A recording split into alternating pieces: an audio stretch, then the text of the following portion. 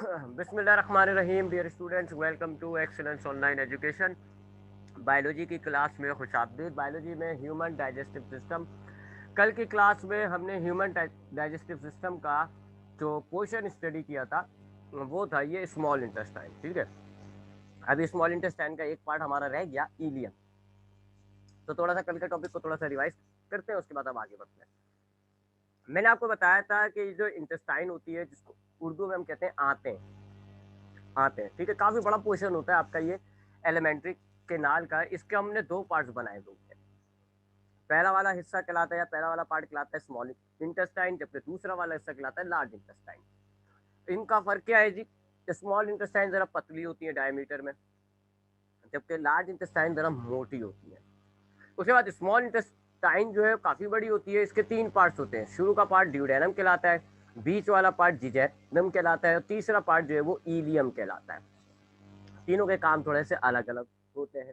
फिर हमने बात करी ड्यूडेनम की। स्टमक के फौरन बाद जो स्मॉल इंटेस्टाइन का हिस्सा होता है उसको हम कहते हैं ड्यूडेनम। ड्यूडेनम जो है, एक तो ये आपके स्टमक से कनेक्ट हुआ हुआ होता है एक तरफ से, और दूसरी तरफ से ये जीजेनम से कनेक्ट हुआ हुआ होता है। अब ये क्या करता है जी? एक तो ये रिसीव करता है जी इसको, चाइम को स्टमक से। आपको याद होगा कि फूड जो है पहले हमारे मुंह में होता है तो वो फूड होता है, फिर वो बॉल की शेप में आ जाता है जिसको हम कहते हैं बोलस। फिर जब वो हमारे स्टमक में जाता है तो पेस्ट लाइक बन जाता है, और पेस्ट टाइप के फूड को हम कहते हैं फिर चाइम। तो थोड़ा थोड़ा सा चाइम जो है वो स्टमक से ये रिसीव करता रहता है। उसके अलावा ये बाइल जूस लेता है लीवर से, और पेंक्रियाटिक जूस लेता है पेंक्रियाज से। बाइल जूस जो है पहले बाइल के उसमें गाल ब्लेडर में स्टोर हो जाता है, और फिर गॉल ब्लेडर से एक डक निकल रही होती है जिसको हम कहते हैं बाइल डक। उस डक के जरिए ये नीचे आता है। इसी तरह पेंक्रियाटिक जूस जो है वो पेंक्रियाज से निकल के पेंक्रियाटिक डक्ट के जरिए आता है। अब ये जो दोनों डक्ट होती हैं, बाइल और पेंक्रियाटिक डक्ट, ये दोनों मिल जाती हैं और एक बड़ी मोटी डक्ट बनती है जिसको हम कहते हैं हिपाटो पेंक्रियाटिक डक्ट। और इस डक्ट के जरिए से ये दोनों जूसेस यानी बाइल और पेंक्रियाटिक जूस ये आपके ड्यूडेनम में आ जाते हैं। तो ड्यूडेनम के अंदर आपके पास बाइल जूस हो गया, चाइम हो गया, और पेंक्रियाटिक जूस हो गया। अब ड्यूडेनम में काम क्या होता है? बाइल जूस जो है मैंने आपको बताया था ये येलो कलर का होता है, और इसके अंदर क्या क्या चीजें मौजूद होती हैं? पानी मौजूद होता है, बाइल सॉल्ट होते हैं, मिसाल के तौर पे NaSCO3, ज्यादातर ये वाला सॉल्ट होता है NaSCO3। उसके अलावा कुछ पिगमेंट्स होते हैं जिनको हम कहते हैं बाइल पिगमेंट्स, जैसे कि बिलीरुबिन, बिलीवर्डिन, ये एक्सक्रीटिव प्रोडक्ट होते हैं। इनको बस बाइल यानी कि लीवर ने इनको बनाया हुआ होता है, इनको एक्सक्रीट करना होता है, और वो एक्सक्रीशन के हवाले से यहाँ नीचे आ रहे हैं। तो आपके बाइल के अंदर ये तीन चीजें, ये जो बाइल सॉल्ट होते हैं NaSCO3 वगैरह, ये क्या काम करते हैं? ये आपके एसिडिक फूड को अल्केलाइन बना देते हैं। उसके अलावा दूसरा काम क्या करते हैं ये, कि ये जो आपके फैट के बड़े बड़े टुकड़े होते हैं ये उनको तोड़कर छोटे छोटे ग्लोब्यूल्स में कन्वर्ट कर देते हैं, और फिर वो ग्लोब्यूल्स जो होते हैं फैट के, वो पानी के साथ मिल के एक पेस्ट की तरह बन जाता है। इस प्रोसेस को हम कहते हैं इमल्सिफिकेशन। यानी कि सीधी वर्ड में अगर मैं बोलूँ तो बाइल जूस में जो सॉल्ट्स हैं ये एक एसिडिक फूड को एल्कलाइन में कन्वर्ट करेंगे, और दूसरा काम फैट की इमल्सिफिकेशन करेंगे। जबकि ये जो बाइल पिगमेंट्स हैं ये बेकार चीज़ है, ये एक्सक्रीटिव प्रोडक्ट है, इनका काम कुछ भी नहीं है डाइजेशन में, इनका काम सिर्फ इनको बाहर निकालना है। तो कहाँ से आते हैं ये मैंने आपको बताया था, और अभी हम लीवर में बात करेंगे तो हम इसके और दफा बात कर लेंगे। उसके बाद दूसरी चीज जो बाइल जूस में थी वो थी पेंक्रियाटिक जूस। अब पेंक्रियाटिक जूस जो होता है वो कलरलेस होता है, पानी की तरह ट्रांसपेरेंट होता है। इसमें चार बड़े एंजाइम्स होते हैं: एमाइलेज, ट्रिप्सिनोजिन, कीमोट्रोप्सिन और लाइपेस। एमाइलेज क्या काम करता है? ये हमारे फूड का जो स्टार्च होता है उसको कन्वर्ट कर देता है माल्टोस में। ट्रिप्सिनोजिन इनएक्टिव होता है, ये एक्टिव हो जाता है एक एंजाइम की मदद से, ट्रिप्सिन बन जाता है। और ट्रिप्सिन क्या करता है? जो आपके स्टमक में पेप्टोन्स बनाए हुए ये उनको मजीद तोड़ के पॉलीपेप्टाइड्स बना देता है, थोड़ी सी और चेंज हो जाती है। ये सब मैंने आपको बताया था काफी डिटेल में, कि आपके पास जो अमाइनो आपका जो खाते हो प्रोटीन वो बहुत बड़ी चेन होती है। पहले आपका स्टमक उस बहुत बड़ी चेन को तकरीबन 7-8 अमाइनो एसिड वाली चेन बना देते हैं जिसको हम कहते हैं पेप्टोन्स। और उसके बाद ये जो ट्रिप्सिन नाम का एंजाइम है ये उन पेप्टोन्स को मजीद तोड़ के ये 2-2, 3-3 अमाइनो एसिड वाली चेन बना देता है, इसको हम कहते हैं पॉलीपेप्टाइड। यानी आहिस्ता आहिस्ता छोटा हो रहा है। फिर ये जो होता है कीमोट्रिप्सिन नाम का एंजाइम, ये क्या करता है? जो मिल्क का प्रोटीन होता है उसको जो है वो पॉलीपेप्टाइड्स में कन्वर्ट कर देता है, यानी तमाम प्रोटीन अब आपकी पॉलीपेप्टाइड्स में कन्वर्ट हो गई। और लाइपेस नाम का जो एंजाइम है वो जो फैट इमल्सिफिकेशन हो गई, तो ये उस फैट को अब तोड़कर फैटी एसिड्स और ग्लिसरॉल में कन्वर्ट कर देगा। अब ये फैट के ये दोनों जो है ये मोनोमर्स हैं। यहाँ यानी कि यहाँ पर यानी कि ड्यूडेनम में फैट की डाइजेशन मुकम्मल हो गई, फैट मुकम्मल तौर पर टूट चुका है। उसके बाद आपका फूड जो है स्मॉल इंटेस्टाइन के दूसरे हिस्से में जाते हैं जिसको हम कहते हैं जीजैनम। अब जीजैनम में मजीद कुछ ग्लैंड्स होते हैं जिनको हम कहते हैं इंटेस्टाइनल ग्लैंड्स, बहुत सारे हैं। वो बनाते हैं enzymes, maltase, sucrase, lactase, peptidase, ये 4 बड़े हैं। ये तीनों जो है पॉलीसेक्राइडेसिस कहलाते हैं क्योंकि ये तीनों पॉलीसेक्राइड्स को ब्रेक करते हैं। ये माल्टेस क्या करता है, जो फूड में माल्टोस होगा उसको ग्लूकोज में तोड़ देगा। सक्रेस क्या करेगा, सक्रोज को ग्लूकोज में ब्रेक कर देगा। लैक्टेस क्या करेगा, लैक्टोज को ग्लूकोज में ब्रेक कर देगा। जबकि ये जो पेप्टाइडेस है ये क्या करेगा, आपके जो पॉलीपेप्टाइड है अब उनको ये तोड़कर अमाइनो एसिड में कन्वर्ट कर देगा। तो अब आपका फूड मुकम्मल तौर पर ब्रेक हो गया, डाइजेशन यहाँ कंप्लीट हो गई। ठीक है, अब हम बात करेंगे इलियम की अगले पार्ट की, लेकिन तरह इस इलियम को बात करने से पहले थोड़ा सा फूड का हाल देख लेते हैं वो हुआ क्या है। ठीक है, तो अब जरा मैं वो आपको बताऊं, तो जब हम खाना खाते हैं तो हमारे खाने के अंदर 3 बड़ी चीजें हैं, वैसे तो बहुत सारी चीजें। एक है जी कार्बोहाइड्रेट, ठीक है, मिठास जिसको आप कहते हो। एक है प्रोटीन और एक है जी फैट्स। उसके अलावा मिनरल्स भी होते हैं आपके खाने के अंदर, कैल्शियम, फास्फोरस वगैरह मिनरल्स भी होते हैं, विटामिन भी होता है। ठीक है जी, ये भी होते हैं। ये आपका फूड है जो आपने खाया। अब प्रोटीन भी कई किस्म का हो सकता है, लेकिन मेजर प्रोटीन जो है आपका, एक तो नॉर्मल फूड वाला प्रोटीन होता है, गोश्त, अंडे वगैरह, एक होता है दूध वाला। 2 मेजर प्रोटीन है। बाकी जो गोश्त में प्रोटीन है वो कई किस्म के, उसमें अमाइनो एसिड भी डिफरेंट किस्म के होते हैं, लेकिन वो एक ही कुछ ही इंजाइम, ट्रिप्सिन और पेप्सिन से ब्रेक हो जाता है। मिल्क वाला जो प्रोटीन है उसको ब्रेक करने के लिए एक सेपरेट इंजाइम चाहिए होता है। कार्बोहाइड्रेट भी आपके पास कई किस्म के होते हैं। मोनोसेक्राइड, ये आप चैप्टर 2 में पढ़ चुके हो, मोनोसेक्राइड, डाइसेक्राइड, पॉलीसेक्राइड। ठीक है, मोनोसेक्राइड आपका ग्लूकोज है जी, उसमें ब्रेक होना है। डाइसेक्राइड सक्रोज है, माल्टोस है, लैक्टोस है। और पॉलीसेक्राइड आपके जो है वो सेल्यूलोज है, ग्लाइकोजिन है और स्टार्च है। ठीक है, अब कार्बोहाइड्रेट में एक तो होता है जी, जो अब मैं आपको यहाँ नाम बताऊं, एक तो होता है स्टार्च। स्टार्च आपका पॉलीसेक्राइड होता है, बहुत बड़ी 300-400 चेन्स होती हैं ग्लूकोज की। ग्लूकोज के 300-400 मॉलिक्यूल्स मिलते हैं तो ये स्टार्च बनता है। एक ये होता है। इसी तरीके से एक होता है सेल्यूलोस, ये भी एक पॉलीसेक्राइड है, ये भी बहुत बड़ी बड़ी चेन होती है। उसके बाद एक होता है ग्लाइकोजिन। ये तीनों जो मैंने आपके सामने नाम लिखे हैं, ये तीनों कौन सी ये कौन से कार्बोहाइड्रेट होते हैं, पॉलीसेक्राइड, बहुत बड़ी बड़ी चेन होती है। ये सब चैप्टर 2 में पढ़ा चुका हूं मैं आपको। इसके अलावा अगर हम डाइसेक्राइड्स की बात करें, डाइसेक्राइड्स की, तो कौन कौन से होते हैं, सक्रोस होता है, माल्टोस होता है और लैक्टोस होता है। ठीक है जी, ये आपके पास डाइसेक्राइड्स होते हैं। और मोनोसेक्राइड आपको पता है ग्लूकोज, फ्रक्टोज और ग्लैक्टोज होते हैं। और मोनोसेक्राइड जो है वो एक्चुअल में आपके मोनोमर्स ही होते हैं। ठीक है, एक्चुअल में जो मोनोसेक्राइड होते हैं वो मोनोमर्स होते हैं। आपको पता है ग्लूकोज होता है, एक ग्लैक्टोज होता है और एक फ्रक्टोज होता है। ये सारे आपके कार्बोहाइड्रेट्स हैं। अब आपने, मैंने यहाँ पे सिंपल लिख दिया ना कार्बोहाइड्रेट। अब हम जो फूड खा रहे हैं उसमें कोई सा भी कार्बोहाइड्रेट होता है भाई, हो सकता है स्टार्च हो, ग्लाइकोजीन हो, सक्रोज हो, वगैरह वगैरह। इनमें से ये 3 जो है वो पॉलीसेक्राइड है, ये 3 जो है वो डाइसेक्राइड है। ये पॉलीसेक्राइड हो या डाइसेक्राइड हो, डाइजेशन का मतलब ये टूटकर मोनोसेक्राइड में कन्वर्ट हो जाएंगे, यानी ग्लूकोज, ग्लैक्टोज या फ्रक्टोज में।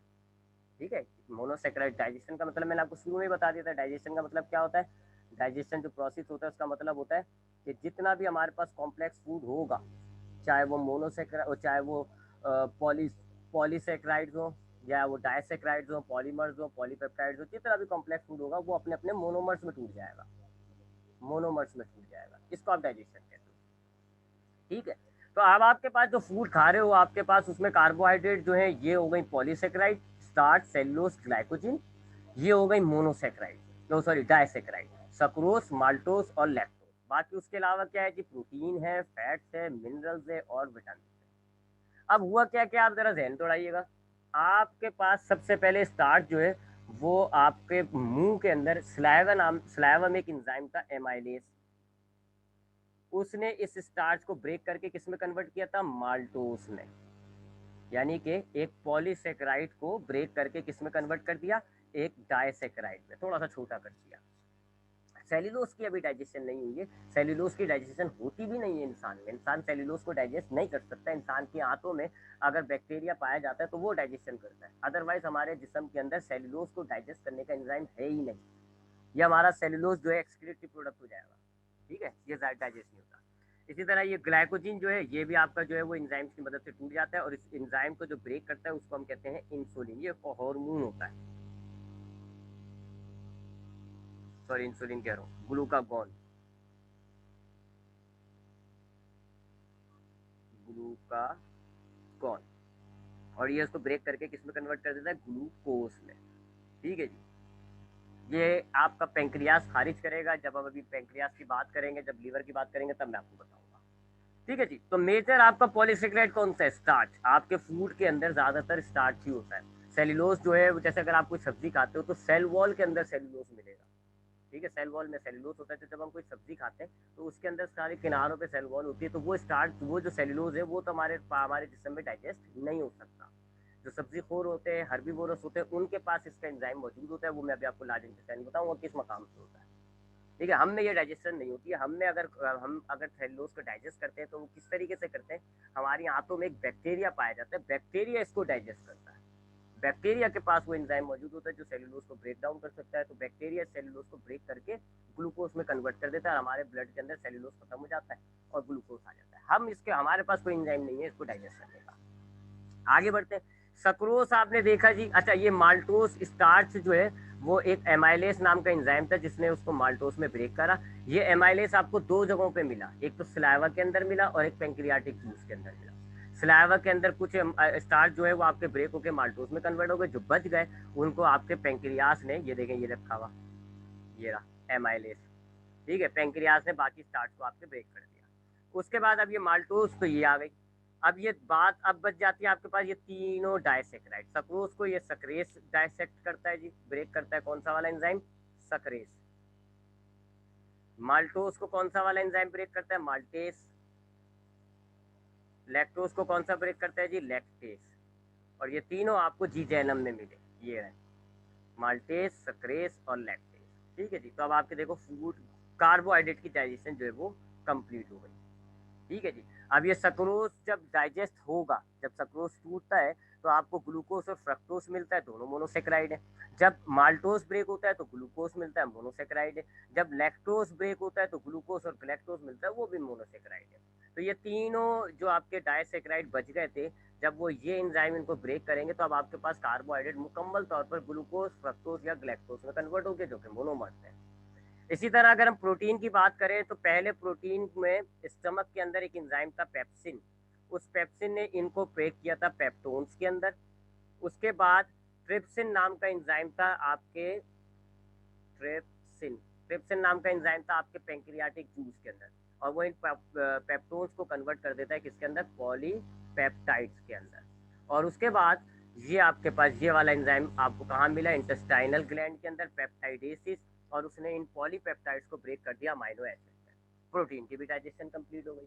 जो लिक्विड का प्रोटीन यानी कि मिल्क का प्रोटीन है, वो आपको प्रोटीन ये पेंक्रियास के अंदर ये वाला एंजाइम था कीमोट्रिप्सिन, इसने मिल्क प्रोटीन को कन्वर्ट कर दिया पॉलीपेप्टाइडेसिस में, और फिर पॉलीपेप्टाइडेसिस को इस पेप्टाइडेस ने ब्रेक करके अमाइनो एसिड में कन्वर्ट कर दिया। तो यूँ आपकी जो है प्रोटीन की भी डाइजेशन कंप्लीट हो गई। और फैट्स किस तरह डाइजेस्ट हुई, सबसे पहले जो बाइल सॉल्ट्स होते हैं वो फैट को इमल्सिफाई कर देते हैं, और उसके बाद लाइपेस नाम का एंजाइम जो आपको पेंक्रियाटिक जूस में मिला था, उसने इन फैट्स को ब्रेक करके फैटी एसिड और ग्लिसरॉल में मिला दिया, तोड़ दिया, और आपकी फैट्स की डाइजेशन भी कंप्लीट हो गई। तो यहाँ तक यानी कि जब आपका फूड जीजैनम से गुजर के अब आगे अगले पार्ट में जा रहा है ना, इलियम के अंदर, आपका फूड मुकम्मल तौर पर डाइजेस्ट हो चुका है। जब आपका फूड इलियम में जा रहा है तो अब आपके पास क्या है जी, कोई माल्टोस नहीं है, ब्रेक हो चुका है, ठीक है जी। इसी तरीके से सक्रोज, कोई कार्बोहाइड्रेट नहीं है, कार्बोहाइड्रेट किस शक्ल में अब आपके पास, ग्लूकोज, फ्रक्टोज, ग्लैक्टोज। पॉली ये प्रोटीन किस शक्ल में अब आपके पास, अमाइनो एसिड। फैट किस शक्ल में, फैटी एसिड और ग्लिसरॉल।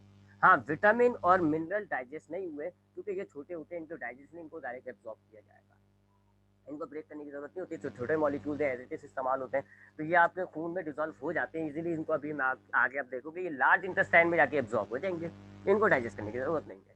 तो अब आपके पास फूड जो है जब जीजेनम से गुजर के इलियम में आ रहा है, तो याद रखिएगा food has been digested, food मुकम्मल तौर पर ब्रेक हो चुका है। जितना भी उसके अंदर कॉम्प्लेक्स फूड था, कार्बोहाइड्रेट की जो पॉलीसेक्राइड्स थी या डाइसेक्राइड्स थी या प्रोटीन था, वो फैट था, वो सब ब्रेक हो चुका है। और अब आपके पास कार्बोहाइड्रेट, प्रोटीन और फैट्स के मोनोमर्स पड़े हुए हैं। इस फूड को आप कहते हो चाइल्ड। कल आपको बताया था मैं, CHYLE, चाइल्ड कहते हो आप इस फूड को। तब आपका चाइल्ड मौजूद है जी। अब आपका चाइल्ड जा रहा है जी इसके अंदर, अगले पार्ट के अंदर, स्मॉल इंटेस्टाइन का लास्ट पार्ट जो होता है उसको हम कहते हैं इलियम। तो इलियम के अंदर अब हमारे पास जो एंटर हो रहा है उसको हम कह रहे होते हैं चाइल्ड। और चाइल्ड के अंदर हमारे पास क्या है जी, कार्बोहाइड्रेट के मोनोमर्स। कौन कौन से? ग्लूकोज, फ्रक्टोज और ग्लैक्टोज, ये कार्बोहाइड्रेट के मोनोमर हो गए।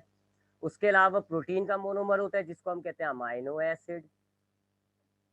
फैट के मोनोमर होते हैं जिनको हम कहते हैं फैटी एसिड और ग्लिसरॉल्स।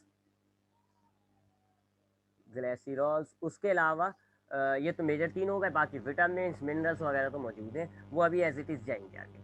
अच्छा, अब आते हैं ईलियम की तरफ। ईलियम के अंदर अगर हम ईलियम को काटें, मिसाल के तौर पे ये मेरे पास ईलियम मौजूद है जी, ठीक है जी, और मैं इसको यहाँ से काटता हूँ और इसको जब मैं देखूंगा, यानी कि ये इसका ये हिस्सा देखूँ अगर मैं ना ईलियम का, ये बना दिया चले ये, तो ये अंदर से आपको, बाहर से तो आपको स्मूथ नजर आएगी, बाहर से तो आप देखो बिल्कुल प्लेन है, स्मूथ है, लेकिन अंदर ना इसके ऐसे फिंगर लाइक प्रोजेक्शंस निकल रही होती हैं। इसके अंदर ऐसी उंगलियों की तरह के स्ट्रक्चर्स बने हुए होते हैं ऐसे, ठीक है, ऐसे पूरी इसकी इनर वॉल के अंदर आपको ऐसे फिंगर लाइक प्रोजेक्शंस मिलेंगी, लंबी लंबी सी होती हैं, बड़ी बारीक बारीक सी, बहुत सारी होती हैं ऐसे। इनको हम कहते हैं विलाय।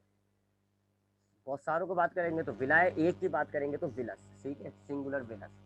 तो ईलियम का अब काम जरा डिफरेंट है। डाइजेस्ट तो हो चुका है, ईलियम क्या करेगा? ईलियम का काम है एब्जॉर्प्शन।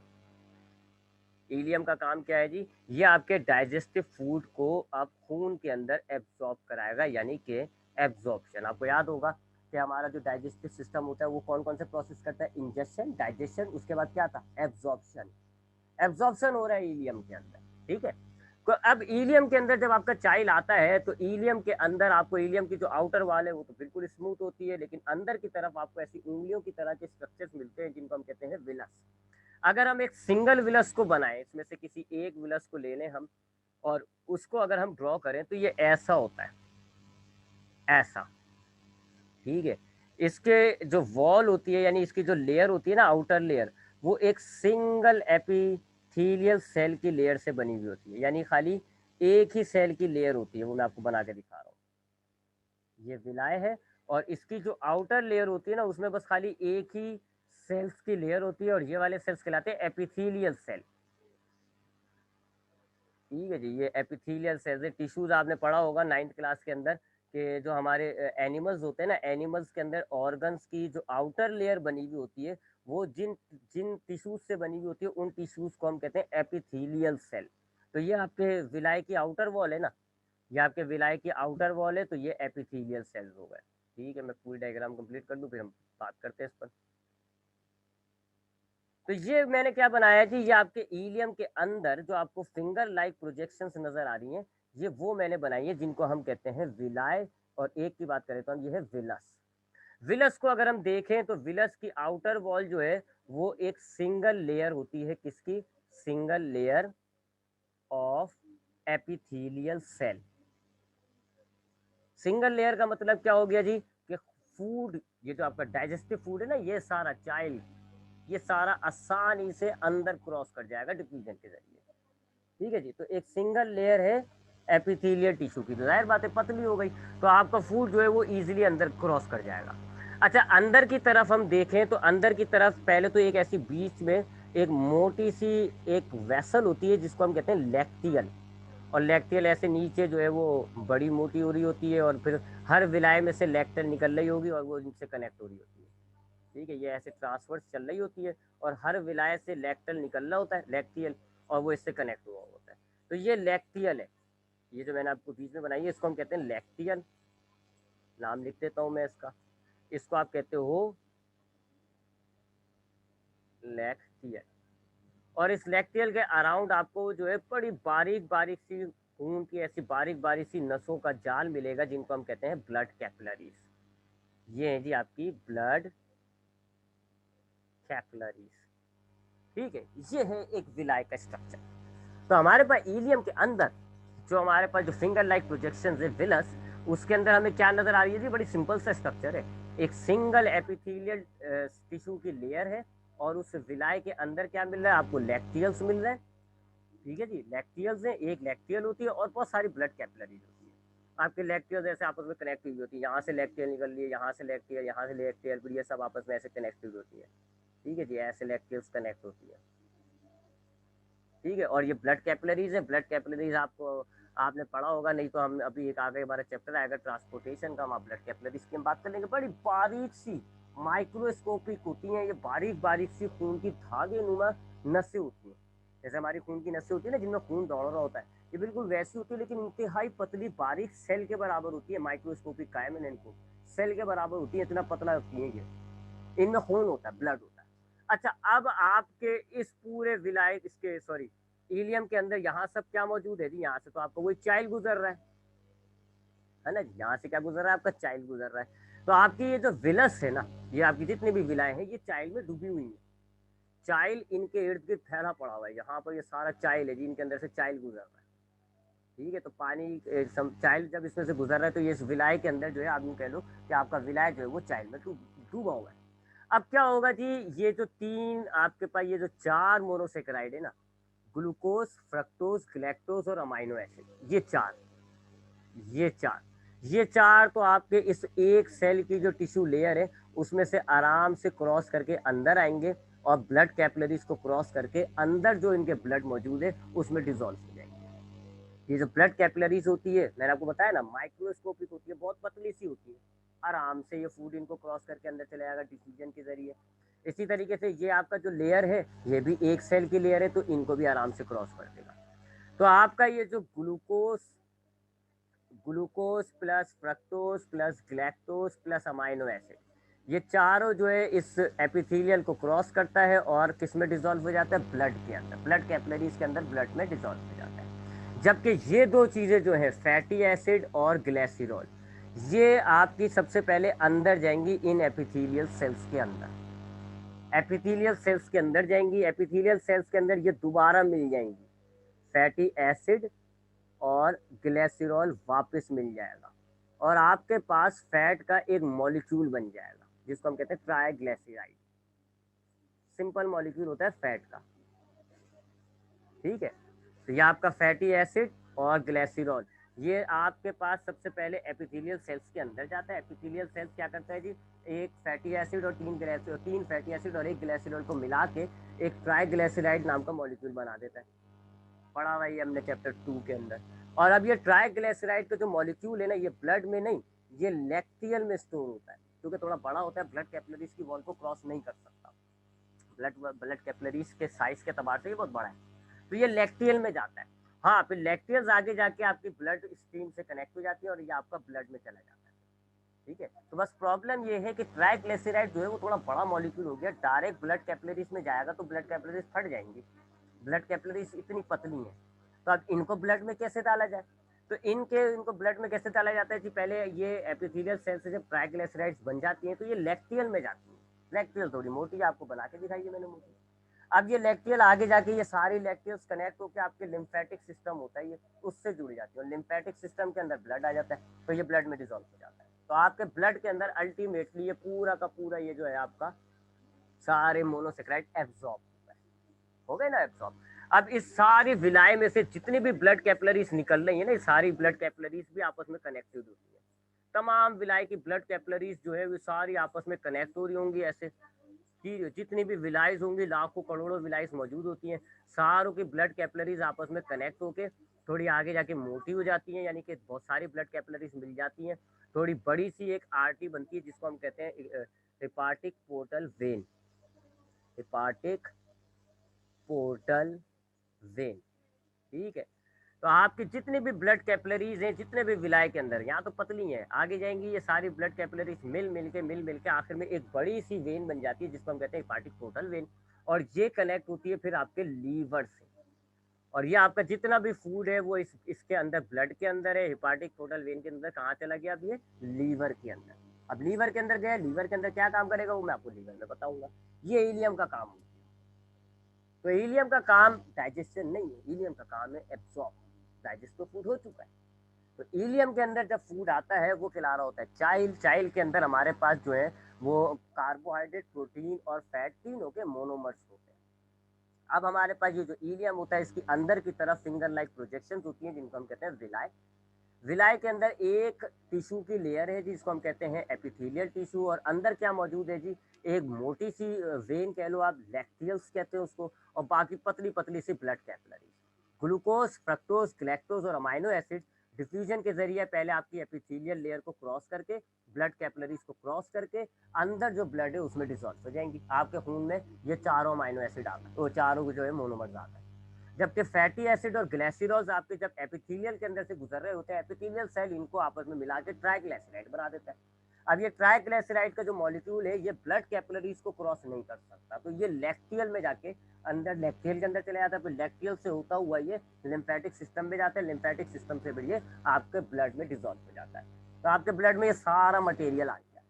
अब ये जितनी भी विलाय में से कैपिलरीज है ये सारी आपस में मर्ज हो जाती हैं, थोड़ी मोटी हो जाती हैं, वेन्यूल्स बन जाती हैं, फिर वेन्यूल्स आपस में मिलती हैं और थोड़ी और मोटी हो जाती है और बन जाती है हिपाटिक पोर्टल वेन।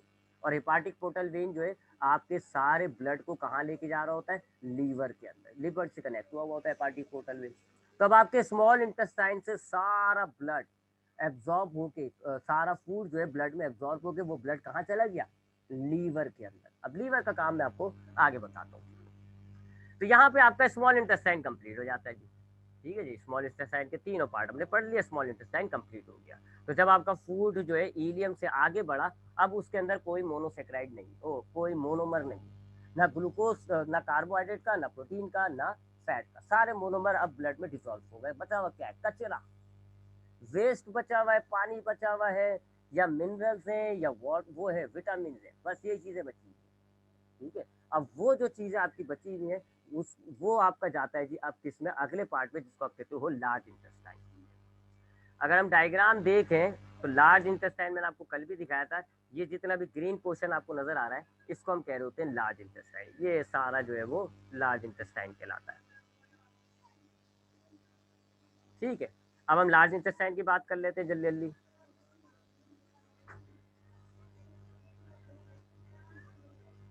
हाँ जी, अब हम बात करते हैं, अब हमारा जो बचा हुआ मटेरियल है वो एंटर हो जाता है जी लार्ज इंटेस्टाइन के अंदर। अब लार्ज इंटेस्टाइन में जो चीजें आ रही हैं कौन कौन सी है जी, सबसे पहले देख लेते हैं कौन कौन सी है जी। एक तो वाटर है जी, पानी भरा पड़ा हुआ उसके अंदर। उसके अलावा इनऑर्गेनिक सॉल्ट हैं जिनको हम मिनरल्स भी कह रहे होते हैं, वो तो कहीं डिजोल्व नहीं हुए ना। इनऑर्गेनिक सॉल्ट, सोडियम और मैग्नीशियम, मैग्नीज, आयरन, ये कहीं डिजोल्व नहीं हुए किसी, ये तो इनको तो ब्रेक भी नहीं करते, तो सिंपल सिंपल एलिमेंट थे, लेकिन कहीं आपको डिजोल्व करते हुए मैंने बताया आपको नहीं। ये बच्चे में जिनको आप बायोलॉजी में मिनरल्स भी कह रहे होते हैं। उसके अलावा विटामिन, वो भी कहीं अभी आपका एब्जॉर्ब नहीं हुआ हुआ। और उसके अलावा वेस्ट, वेस्ट कौन सा हो सकता है जी, वही बिलीरुबिन, बिलीवर्डिन। उसके अलावा आपके फूड के अंदर ऐसा प्रोडक्ट जो कोई डाइजेस्ट ना हो सकता हो, वो सारा वेस्ट प्रोडक्ट, ये है जी आपका जो लार्ज इंटेस्टाइन में आ रहा है। अब अगर हम देखें लार्ज इंटेस्टाइन को, तो लार्ज इंटेस्टाइन कुछ इस तरह बनी हुई थी। या लार्ज इंटेस्टाइन को मैं खुद बना रहा हूँ।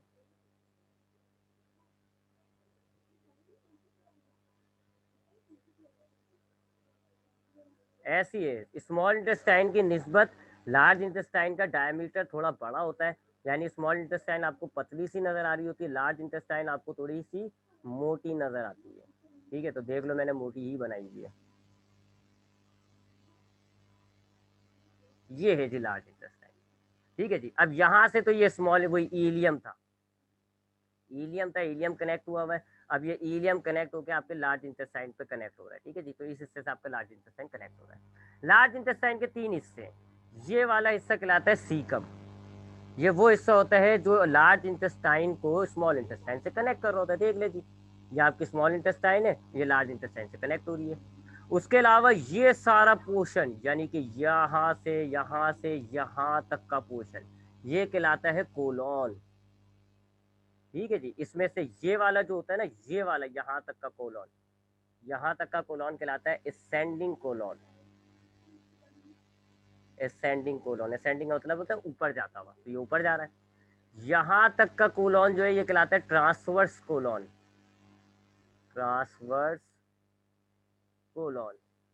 और ये वाला जो कोलॉन है ये कहलाता है डिसेंडिंग कोलॉन। तो कोलॉन के तीन पार्ट हैं, असेंडिंग कोलॉन, ट्रांसवर्स कोलॉन और डिसेंडिंग कोलॉन। ठीक है जी। तो आपके पास क्या हो गया जी, ये जो आपका इलियम है, ये आपका जो स्मॉल इंटेस्टाइन है इलियम, ये लार्ज इंटेस्टाइन के जिस पार्ट से कनेक्ट हो रहा होता है उसको आप कहते हो सीकम। उसके बाद आपके पास यहाँ से ये जो चलना शुरू हुआ ये है असेंडिंग कोलॉन, फिर ये जो है आपका ये है ट्रांसवर्स कोलॉन, फिर ये जो है ये आपका है सारा डिसेंडिंग कोलॉन। और ये जो आपको लास्ट पार्ट नजर आ रहा है ना, ये जिसको मैंने कलर कर दिया, ये सारा लास्ट पार्ट, इसको आप कहते हो रेक्टम। तीन पार्ट हो गए जी आपके लार्ज इंटेस्टाइन के, कौन कौन से, सीकम, पहला पार्ट सीकम हो गया, दूसरा पार्ट ये कोलॉन हो गए तीन किस्म के, और तीसरा पार्ट ये आपका रेक्टम हो गया। ठीक है जी। अब आते हैं काम की तरफ, ये तो इसका स्ट्रक्चर हमने देख लिया। अब इलियम से ये वाला आपके पास मटेरियल एंटर हो रहा है लार्ज इंटेस्टाइन के जिस पार्ट में ये एंटर होते हैं उसको हम कहते हैं सीकम। सीकम के आप देख रहे हो, सीकम के पास आपको एक छोटी सी एक आंत निकली हुई नजर आ रही है, इसको हम कहते हैं अपेंडिक्स। अपेंडिक्स इंसानों में ये बेकार चीज है, डिसऑर्डर के अंदर मैं आपको बताऊंगा कि ये नुकसानदेह है, अक्सर बंदा मार देती है ये, डिसऑर्डर में हम बात करेंगे। इंसानों में बेकार है, लेकिन जो हर्बीवोरस होते हैं जो कि सब्जी खाते हैं उनके अंदर ये अपेंडिक्स थोड़ा काम का होता है। मैंने आपको बताया कि जो हम सब्जियां खा रहे होते हैं उनके अंदर एक एक पॉलीसेकेराइड होती है जिसको हम कहते हैं सेल्यूलोस, और सेल्यूलोस हम डाइजेस्ट नहीं कर सकते, मैंने आपको बताया था। सेल्यूलोस बैक्टीरिया डाइजेस्ट कर सकता है। अब हमारे पेट में होता है बैक्टीरिया, स्मॉल इंटेस्टाइन में होता है, वो सेल्यूलोस को डाइजेस्ट कर देता है और ग्लूकोज में कन्वर्ट कर देता है। और हर्बीवोरस हमारे, अगर हमारे पेट में नहीं होगा, हम नहीं करेंगे डाइजेस्ट, वो बाहर आ जाता है वेस्ट के साथ। हर्बीवोरस के यहाँ अपेंडिक्स में वो बैक्टीरिया पाया जा रहा होता है, लाजमी होता है, क्योंकि उनका तो खाना ही यही है। आप तो ओमनीवोरस हो ना, आप तो गोश्त भी खा सकते हो, लेकिन हर्बीवोरस को तो खाना ही सब्जियां है। उनको तो लाजमी चाहिए जी, उनको तो लाजमी चाहिए ऐसी चीज जो कि सेल्यूलोज को डाइजेस्ट कर सके। तो अब उनके मामला क्या होता है, उनके अपेंडिक्स में बैक्टीरिया पाया जा रहा होता है, और फिर ये जो सब्जियां खाते हैं उसमें से जितना भी कार्बोहाइड्रेट प्रोटीन वो तो सब ऊपर डाइजेस्ट हो गया, जो सेल्यूलोज बचा हुआ होता है वो जब यहाँ अपेंडिक्स में आएगा तो अपेंडिक्स के जो बैक्टीरिया होंगे वो उस सेल्यूलोज को डाइजेस्ट करके ग्लूकोज में कन्वर्ट कर देंगे, और वो ग्लूकोज जो है वो यहाँ डिजोल्व हो जाएगा, एब्जॉर्ब हो जाएगा। लेकिन इंसानों में यहाँ अपेंडिक्स बेकार है, इंसानों में तो बल्कि ये किसी काम का नहीं है अपेंडिक्स, इंसानों में तो ये नुकसान दे देता है, अक्सर लोग इसको कटवा देते हैं। हम डिसऑर्डर में बात करेंगे। इंसानों में अगर सेल्यूलोज का बैक्टीरिया पाया जाएगा तो वो इंटेस्टाइन में होता है, यहाँ कोलॉन में भी हो सकता है या स्मॉल इंटेस्टाइन में भी हो सकता है। तो ये सीकम है, बस सीकम का काम है आपके स्मॉल इंटेस्टाइन को कनेक्ट करना, और इससे ये अपेंडिक्स जुड़ा हुआ होता है। अब उसके बाद आपका फूड एंटर होता है कोलॉन में, और कोलॉन में वो ऐसे ट्रेवल करता जाता है, पहले असेंडिंग कोलॉन से ट्रेवल करता है, फिर उसके बाद ट्रांसफर कोलॉन से ट्रेवल करता हुआ फिर आपके डिसेंडिंग कोलॉन से आ जाता है ट्रेवल करता हुआ रेक्टम की तरफ चले जाता है, रेक्टम में एंटर हो जाता है। अब जब ये इस दौरान ट्रेवल कर रहा होता है तो इस दौरान आपका ये विटामिन एब्जॉर्ब हो जाता है, इनऑर्गेनिक सॉल्ट एब्जॉर्ब हो जाते हैं ब्लड के अंदर, यहाँ पर भी ब्लड कैपिलरी जुड़ी हुई होती है, और वाटर भी एब्जॉर्ब हो जाता है, वाटर तो डायरेक्ट ब्लड में डिजॉल्व हो जाता है। तो जब आपका फूड, जो आपका ये जो बचा हुआ हिस्सा है, बची हुई चीजें जब ये आपके कोलॉन में से गुजर रही होंगी तो इसमें से भी मजीद छांटी हो जाती है। अब विटामिन जो है उनको तो ब्रेक करने की जरूरत नहीं, विटामिन डायरेक्ट यहाँ एब्जॉर्ब हो जाते हैं, सॉल्ट्स भी आपके एब्जॉर्ब हो जाते हैं, पानी भी एब्जॉर्ब हो जाता है, बचता है खाली ये वेस्ट प्रोडक्ट। अब ये वेस्ट प्रोडक्ट आपका रेक्टम में आ जाता है, और रेक्टम में आके स्टोर हो जाता है, रेक्टम में स्टोर हो जाता है ये सारा वेस्ट प्रोडक्ट। और अब ये जो आपका, जब आपके वेस्ट में से अब ये वाटर इनऑर्गेनिक सॉल्ट निकाल दो, ये जो वेस्ट होता है इसको हम कहते हैं चोल। ठीक है, तो ये आपका फीसिस भी कहते हैं इसको, अक्सर हम क्या कहते हैं इसको, हम फीसिस। तो अब आपका फीसिस रेक्टम में स्टोर हो जाता है, जब रेक्टम भर जाता है तो फिर ये रेक्टम के नीचे वाला जो सुराग है इसको आप कहते हो एनस, एनस खुलता है, और रेक्टम जो एनस में भी वो स्पिंक्टर लगा हुआ होता है, स्पिंक्टर खुलता है और रेक्टम में से जो है वो वेस्ट प्रोडक्ट सारा इस एनस के थ्रू बाहर आ जाता है, एक्सक्रीट हो जाता है। ये आपका बिल्कुल लास्ट वाला जो स्टेप है ना, इजेक्शन, ये इजेक्शन हो गया। ठीक है, तो ये लार्ज इंटेस्टाइन है। दोबारा सुने, लार्ज इंटेस्टाइन के तीन पार्ट होते हैं, सीकम, कोलॉन और रेक्टम। आपका फूड इलियम से सीकम में आया, सीकम के अंदर से फिर ये आपका आता है कोलॉन में, कोलॉन से जब ये ट्रेवल कर रहा होगा तो इस दौरान वाटर एब्जॉर्ब हो जाएगा, इनऑर्गेनिक सॉल्ट्स एब्जॉर्ब हो जाएंगे, विटामिन एब्जॉर्ब हो जाएंगे। अब ये आपका जो वेस्ट प्रोडक्ट है ये बिल्कुल सॉलिड फॉर्म में आ जाता है, क्योंकि पानी निकल गया। जब आप किसी चीज़ से पानी निकालोगे वो सॉलिड बन जाएगा। तब आपका ये जो वेस्ट प्रोडक्ट है ये सॉलिड फॉर्म में आ जाता है। सॉलिड फॉर्म को हम कहते हैं फीसेस।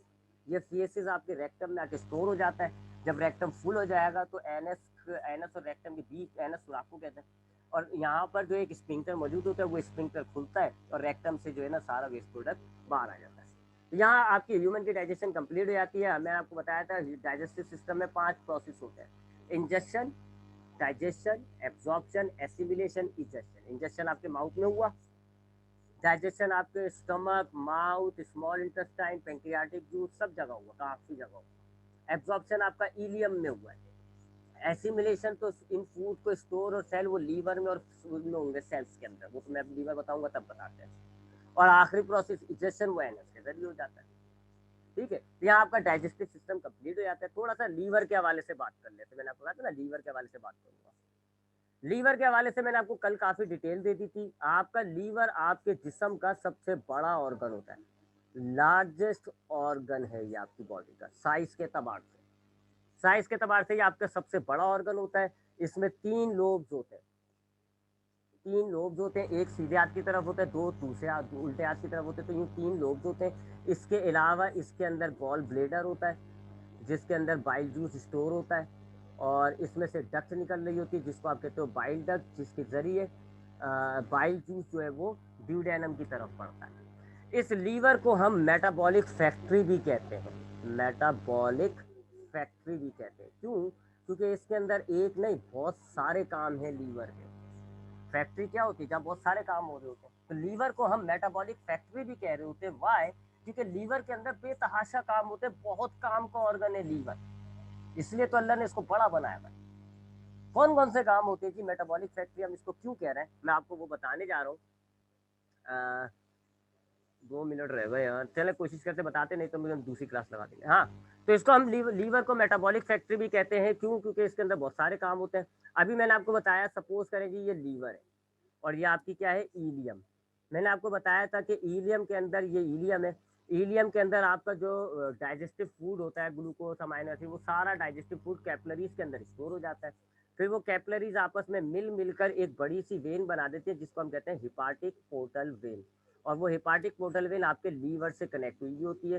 तो वो सारा डाइजेस्टिव फूड आपका ईलियम और ये हिपाटिक पोर्टल वेन के जरिए किस में आ जाता है, लीवर के अंदर आ जाता है। लीवर उसके साथ अब कुछ एक्सपेरिमेंट करता है, कुछ काम करता है, जिसकी वजह से हम उसको मेटाबॉलिक फैक्ट्री कह रहे हैं। लीवर क्या काम करता है जी? सबसे पहले ग्लूकोज की बात करें। ग्लूकोज जो है आपके ब्लड में, अगर ग्लूकोज होता है तो लीवर क्या करता है जी? पहली बात उसको तो है वो ग्लाइकोजन की फॉर्म में स्टोर कर देता है, ग्लाइकोजन में वापस कन्वर्ट कर देता है और स्टोर कर देता है। ये जिस हार्मोन के जरिए करता है उसको हम कहते हैं इंसुलिन। ठीक है, ये स्टोर कर दिया इसने फूड ग्लाइकोजन की फॉर्म में। क्या करा इसने? अपने पास बुरे वक्त के लिए एनर्जी वाले मॉलिक्यूल्स को स्टोर कर दिया। तो जो बहुत सारा ग्लूकोज है उसने क्या करा, इंसुलिन की मदद से उस ग्लूकोज को उसको आपस में जोड़ जोड़ के वापस दोबारा एक पॉलीमर बना दिया ग्लाइकोजन के नाम से, और उसको अपने पास स्टोर कर दिया। हाँ, अब कभी भी अगर आपको बाद में आप खाना नहीं खा रहे, एनर्जी की जरूरत है, तो ग्लूकोज क्या करेगा, उसने अपने पास जो ग्लाइकोजन स्टोर करी हुई है ना, अब ये एक और हार्मोन होता है जिसको हम कहते हैं ग्लूकागॉन। ग्लूकागॉन नामी हार्मोन के जरिए वो इस ग्लाइकोजन को तोड़ेगा और किस में कन्वर्ट कर देगा, वापस ग्लूकोज में। और ग्लूकोज में कन्वर्ट करके इसको ब्लड में शामिल कर देगा, और ब्लड जो है इसको सेल्स तक लेके जाएगी, सेल्स इसमें से एनर्जी निकाल लेगा।